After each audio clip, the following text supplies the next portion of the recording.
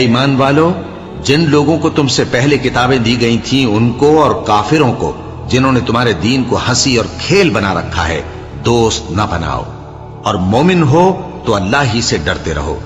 और जब तुम लोग नमाज के लिए अजान देते हो तो ये उसे भी हंसी और खेल बनाते हैं, ये इसलिए कि समझ नहीं रखते।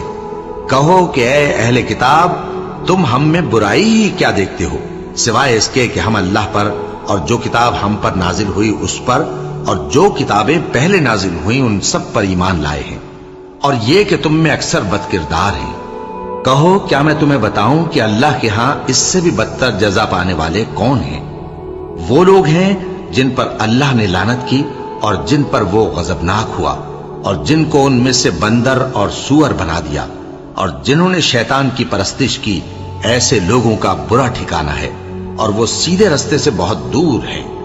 और जब ये लोग तुम्हारे पास आते हैं तो कहते हैं कि हम ईमान ले आए, हालांकि कुफ्र लेकर आते हैं और उसी को लेकर जाते हैं। और जिन बातों को ये छुपाते हैं अल्लाह उनको खूब जानता है।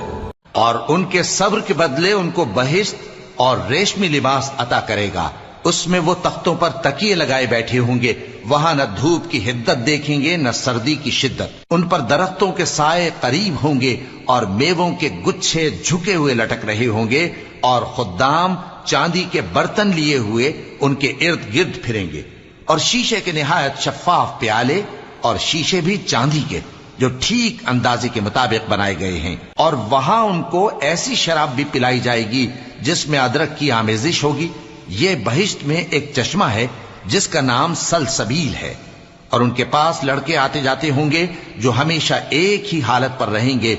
जब तुम उन पर निगाह डालो तो ख्याल करो कि बिखरे हुए मोती हैं।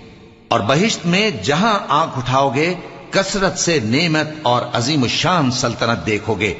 उनके जिस्मों पर दीबा और अतलस के सब्ज कपड़े होंगे, और उन्हें चांदी के कंगन पहनाए जाएंगे, और उनका परवरदिगार उनको निहायत पाकीज़ा मशरूब पिलाएगा। फरमाएगा, ये तुम्हारा सिला है और तुम्हारी मेहनत हमारे यहां मकबूल हुई। और उनके सब्र के बाद ए नबी सल्लल्लाहु अलैहि वसल्लम, हमने तुम पर कुरान बतदरीज नाजिल किया है, तो अपने परवरदिगार के फैसले के लिए इंतजार किए रहो, और उन लोगों में से किसी बदअमल और नाशुक्रे का कहा न मानना। और सुबह शाम अपने परवरदिगार का नाम लेते रहो, और रात को बड़ी देर तक उसके आगे सजदे करो और उसकी पाकी बयान करते रहो। ये लोग दुनिया को दोस्त रखते हैं और क़यामत के भारी दिन को पसे पुष्ट छोड़े देते हैं। हमने इनको पैदा किया और इनके जोड़ जोड़ को मजबूत बनाया, और अगर हम चाहें तो इनके बदले इन्हीं की तरह और लोग ले आए। ये कुरान तो नसीहत है, जो चाहे अपने परवरदिगार की तरफ पहुंचने का रास्ता इख्तियार कर ले, और तुम कुछ भी नहीं चाह सकते मगर जो अल्लाह को मंजूर हो। बेशक अल्लाह जानने वाला है, हिकमत वाला है। वो जिसको चाहता है अपनी रहमत में दाखिल कर लेता है, और जालिमों के लिए उसने दुख देने वाला अजाब तैयार कर रखा है।